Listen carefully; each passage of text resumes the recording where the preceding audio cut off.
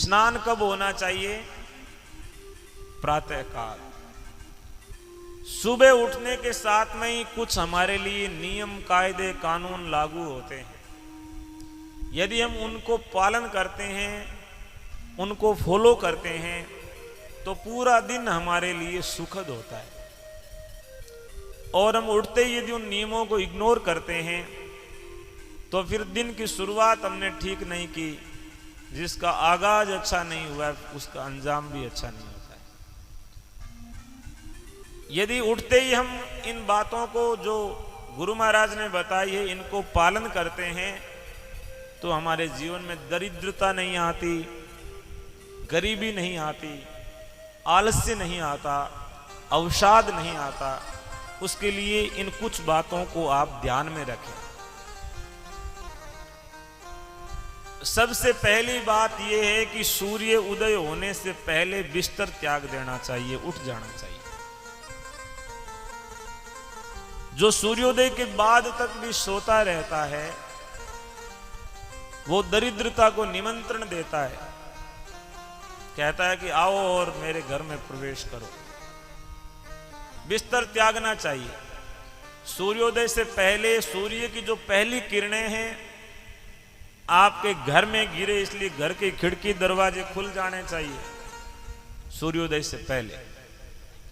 सूर्योदय से पहले यदि आपके घर के खिड़की और दरवाजे खुलते हैं तो भगवान भुवन भास्कर अपनी जो पहली किरणें हैं, जो ऊर्जा से परिपूर्ण हैं, वो आपके घर में प्रवेश कराते हैं और आपका घर एनर्जेटिक बनता है, ऊर्जावान बनता है।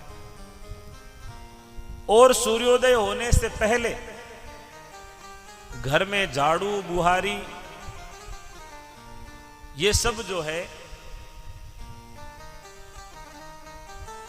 समय के साथ में लगाने चाहिए। झाड़ू लगाइए, यदि पोछा लगाना है वो लगाइए। सूर्योदय से पहले करने वाले काम है। और यदि घर के ज्यादा बड़े सदस्यों का परिवार है तो घर के मुखियाओं की जिम्मेदारी ज्यादा होती है, उनको पहले उठना चाहिए। और गुरु महाराज कहते हैं उठते ही पहले स्नान कर लेना चाहिए। स्नान करने के बाद में शेष काम करते हैं तो वो ज्यादा फलदायी होते हैं। आपने सूर्योदय से पहले बिस्तर छोड़ा, उठते ही जल पी करके, जल पीने से हमारा स्वास्थ्य ठीक रहता है, इसलिए खाली पेट पानी पीना चाहिए। और पानी भी थोड़ा सा गुनगुना करके, थोड़ा सा गर्म करके पीना चाहिए। यह स्वास्थ्य के लिए जरूरी है, हमारे पेट के लिए जरूरी है, लंबी उम्र के लिए जरूरी है। सुबह सुबह खाली पेट यदि हम जल पीते हैं तो पूरे दिन भर हमारे शरीर में जल की कमी नहीं आती। जल की कमी से शरीर में अनेक प्रकार के रोग जन्म लेते हैं। तो उठते ही जल पिए, जल पीने के बाद में निवृत्त होकर के स्नान करें।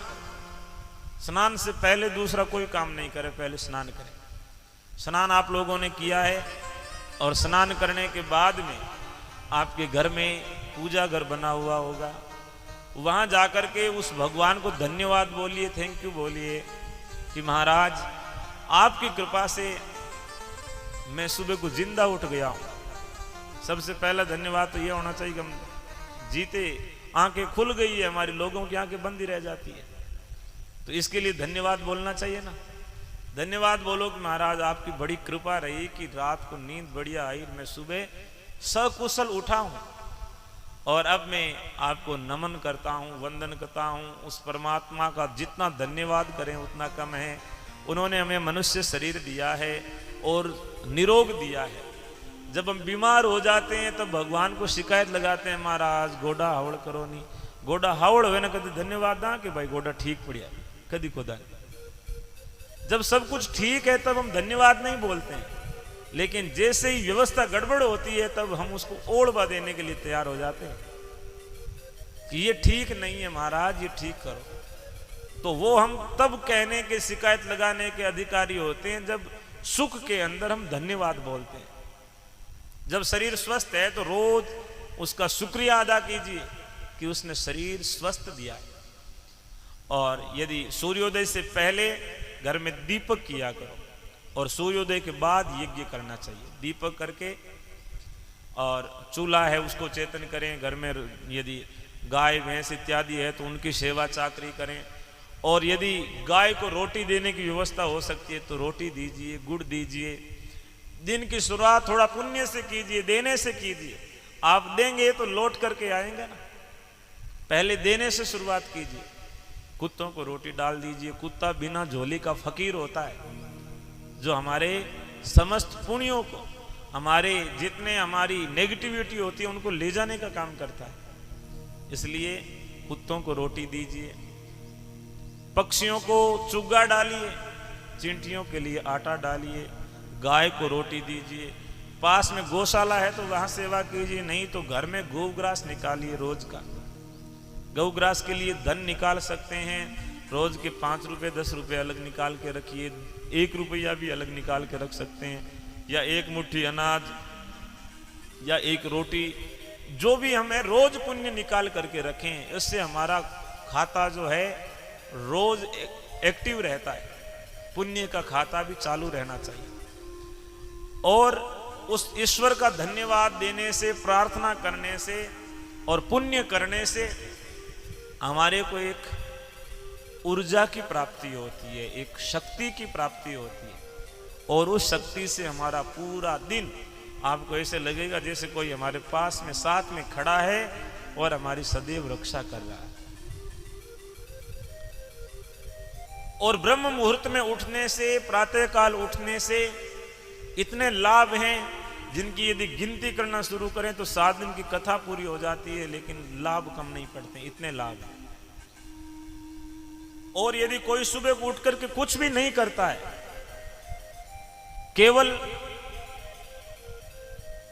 केवल यदि उठ करके लंबे लंबे श्वास खींचता है तो भी उसके लिए लाभदायक है। सुबह को सांस लेने से आपकी उम्र बढ़ जाती है, जल्दी उठ करके। ऑक्सीजन लेवल उस समय वातावरण में, एनवायरनमेंट में बहुत ज्यादा होता है। पहले हमारी माताएं बहनें सुबह को जल्दी उठ करके घट्टी फेरती थी, और जब घट्टी फेरती थी तो खूब सारा ऑक्सीजन वो अपने शरीर के अंदर जो है भर लेती थी फेफड़ों में।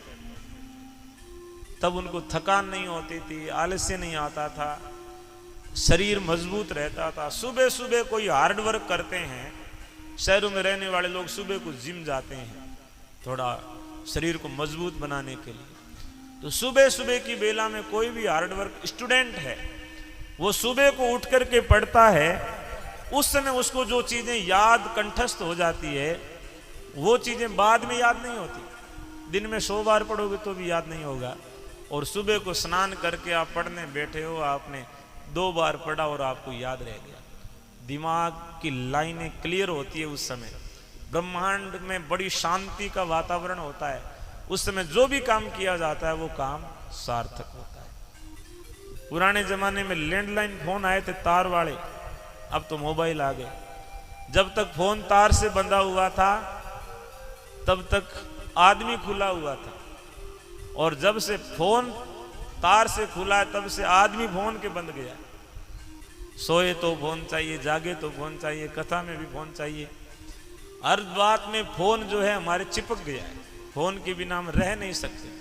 कईयों के तो ये हालात हो जाती है कि फोन यदि पीछे घर पे भूल आ गए हैं तो यहाँ कथा में 3 घंटे निकालने मुश्किल हो जाते हैं। पास में पड़ा रहे तो ठीक है, पास में पड़ा है स्विच ऑफ हो गया तो भी बीमारी है, नेट का रिचार्ज खत्म हो गया तो और बीमारी है। तो फोन ने जो है हमारे जीवन में से बहुत कुछ छीन लिया है।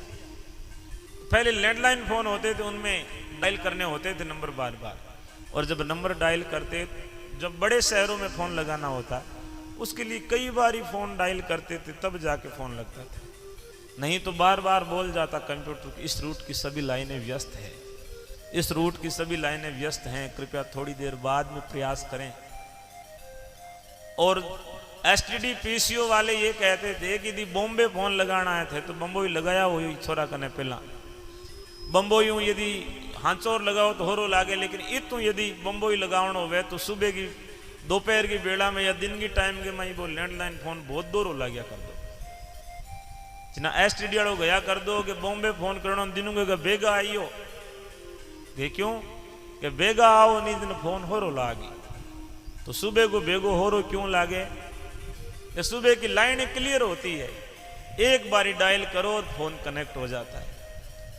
जब लंबा फोन लगाना हो उसके लिए भी सुबह की बेड़ा उत्तम होती है, क्योंकि ट्रैफिक नहीं होता, लाइनें क्लियर होती है। ऐसे ही उस ब्रह्मांड में भी दिन उगने के बाद में सब लोग जाग जाते हैं, अपनी अपनी फ्रीक्वेंसी, अपने अपने विचार, अपनी अपनी पॉजिटिव और नेगेटिव वाइब्रेशन इस संसार में भेज के पूरे को जो है लाइनें बिजी कर देते हैं। उस समय ना भजन में मन लगता है, ना कोई और में, ना पढ़ने में, बड़ी मेहनत करके मन को शांत करना पड़ता है। लेकिन सुबह सुबह आपको उतनी ज़रूरत नहीं पड़ती, थोड़ी सी देर में ही आपकी लाइनें जुड़ जाती है और कनेक्ट हो जाता है। जो काम आप करना चाहते हैं वो सार्थक हो जाता है।